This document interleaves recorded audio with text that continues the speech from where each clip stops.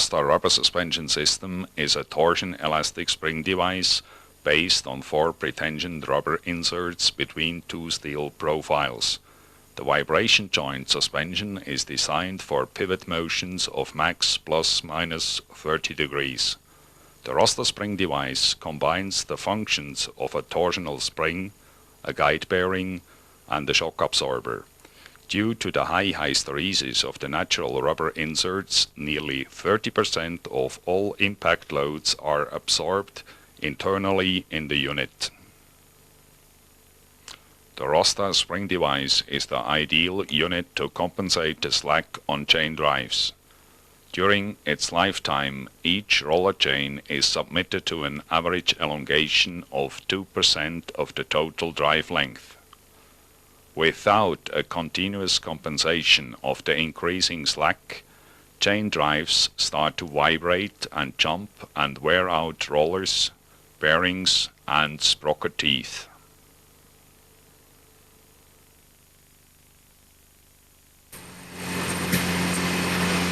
A simple, rigid sprocket compensates the slack as long as it is always adjusted according to the degree of chain elongation.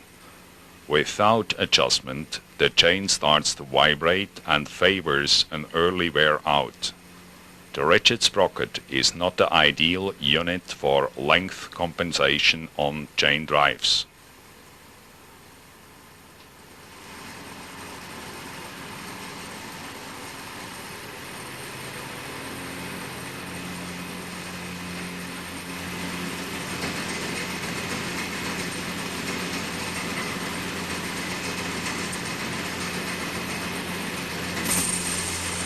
The ROSTA torsion elastic spring device compensates continuously the increasing slack on a chain drive. The high hysteresis of the natural rubber inserts is absorbing the vibrations of the typical polygonal motions of a roller chain.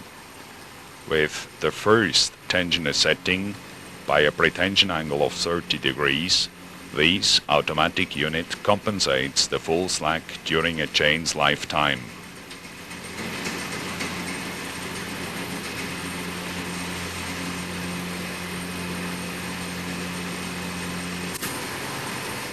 The direct comparison of a chain drive with and without an automatic ROSTA device shows clearly the difference between a smooth running and a whiplash-like hammering when using a rigid system.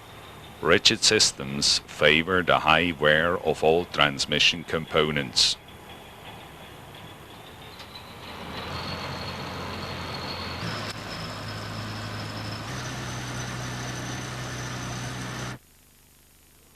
Nearly all known chain manufacturers are offering as accessories also chain tensioner systems.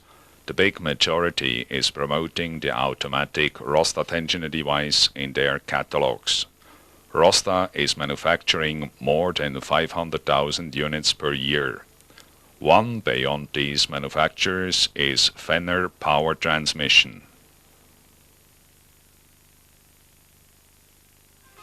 Welcome back as we next discuss a typical chain tensioner and the general procedures for adjustment.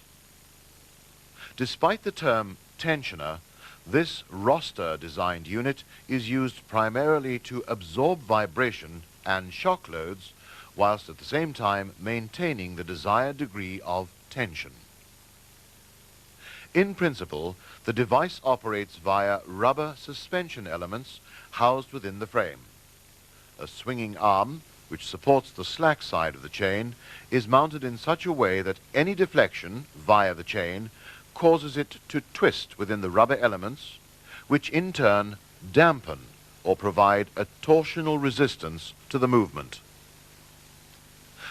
Support for the chain may be effected using a small jockey sprocket or a chain rider, which has a less noisy operation.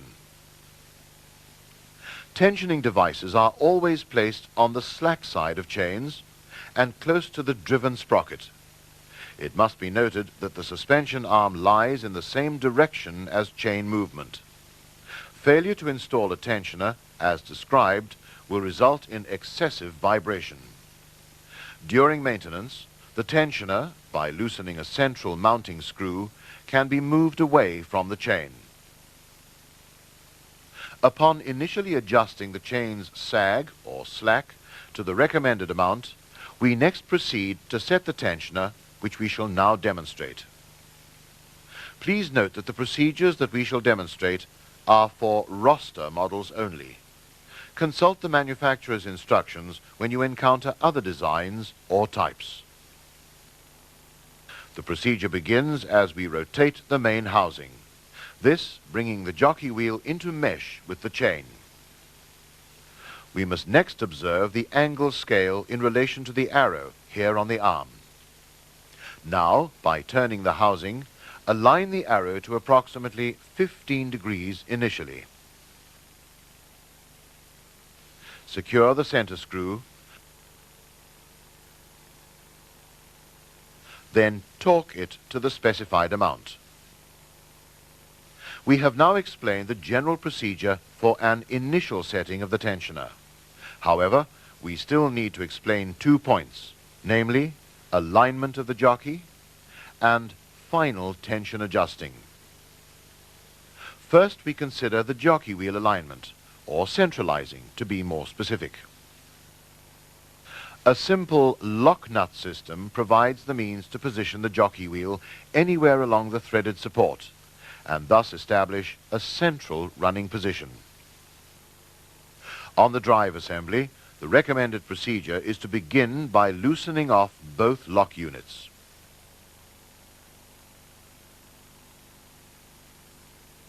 Next, start the unit and allow it to run, whereby the jockey wheel will automatically find its own centralized position, owing to the action of the chain. Stop the unit. When completely at rest, carefully turn the lock nuts up to the sprocket, then secure evenly so as not to shift the alignment. Our next point, final adjustment of the tensioner, is based on the chain's behavior when working under its normal operating condition. Initially, we adjusted the pointer to around 15 degrees, which is an average setting. However, if one notices excessive chain vibration here, between the jockey wheel and the driven wheel, then increase the tensioner's angle until the vibration ceases. Note that we must not increase the angle beyond the 30-degree mark. Naturally, during all adjustment procedures, we must observe the stipulated safety regulations. After the break, we shall discuss lubrication.